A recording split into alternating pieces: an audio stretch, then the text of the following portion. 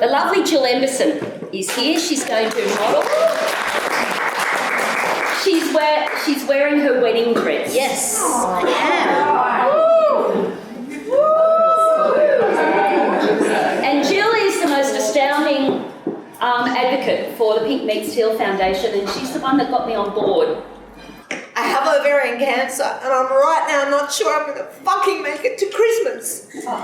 I've got these stupid cancers growing on my lymph nodes in my guts, and they're starting to cause my beautiful legs. I've always loved my legs, but they're swelling.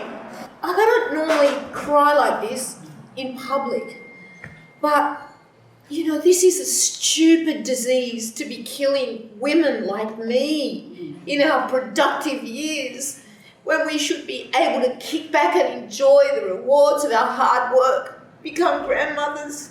When I got sick, of course, you want to do something, and I'm not a researcher, I'm not really a good fundraiser, but I can talk, that's what I do for a living. So I made a podcast about my journey, I hate that word, with this disease.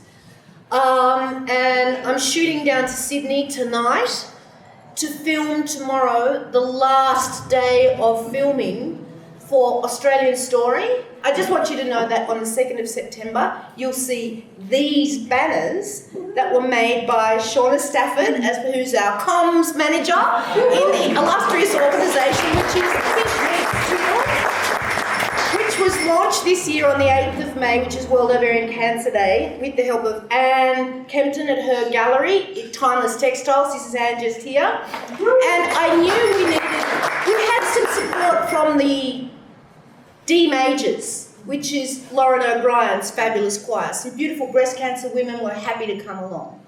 But you know, it's tricky terrain to ask and invite women like Anne, who have had life-threatening diseases, to say, hey, could you lend your energy to us, please? Like, it's really difficult territory. But I feel with Timeless Textiles, with Pink Meets Teal, that we worked really hard to get the message right. It's not about saying we want what you've got financially, although in a funny way it is, because it's because of the money that breast cancer has the fabulous survival rate. Money leads to more research, which leads to better survival. And I got a bit distressed about it when I heard that some breast cancer organisations are sitting on more money in reserves than they know what to do with. And that, in the charitable sector, I just think is unacceptable. I don't think you just build towers for the sake of building towers.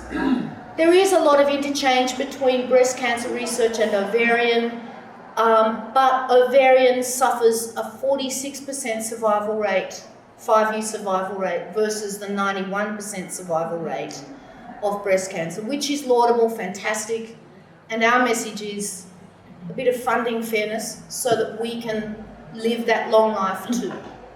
It's as simple as that at the end of the day. So I'm thrilled that Anne got it, didn't take umbrage in any way, shape or form, and said, yeah, I'm there. And look, she pulled all of you here today. It's fantastic.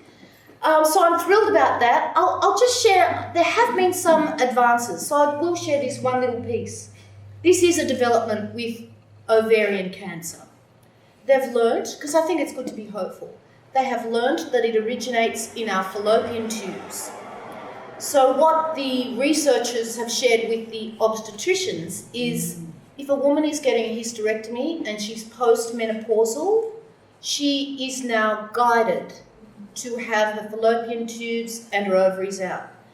Now, I had a hysterectomy for a prolapse, and as I was being rolled into the surgery, the doctor said, hey, do you want me to take your ovaries out? And I went, do I? And I had this lingering message from somewhere back in the 80s that said, leave them in, leave them in. Doctors, they just want to take them out. So I said, no, leave them there. That surgeon now takes them out as a matter of course. And he reckons that for the 220 hysterectomies on postmenopausal women that he does every year here in Newcastle, will save at least one life. So that's just a little development that came about from research, the researchers speaking to the obstetricians doing their conference thing and saying, let's change our practice. The wheels turn slowly, but they do turn. When you're next buying a wine, think of McGuigan's.